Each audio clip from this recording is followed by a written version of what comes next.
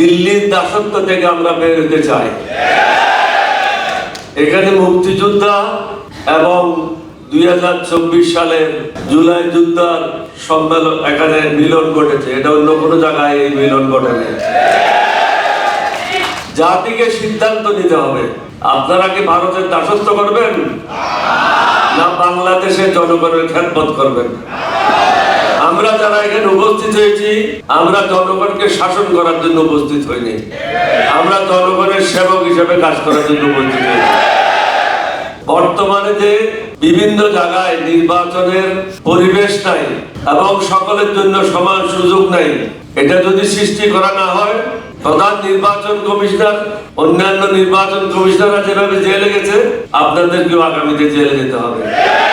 এটা পাবেন না, অন্যের পিছনে যাবেন না, কারো দাবিদারি করবেন না, দাবিদারি করবেন বাংলাদেশের জনগণের। দেশের জন্য যেটা ভালো সেটা করবেন। এখনো মানুষ ন্যায় বিচার পাচ্ছে না। নির্বাচন কমিশনে যারা অনেকেই বৈধতা পাওয়ার জন্য বা কাকে অবৈধ করার জন্য যে দরখাস্তগুলি দিয়েছে, এগুলি ঠিকভাবে পর্যালোচনা করে রায় দেওয়া হচ্ছে না। আমরা আশা করব সমগ্র জাতি ঐক্যবদ্ধভাবে আমরা যারা আজকে মঞ্চে এখানে উপস্থিত হয়েছি, আমাদের পক্ষে রায় দিয়ে এই দেশের সেবা করার জন্য সুযোগ দেবেন।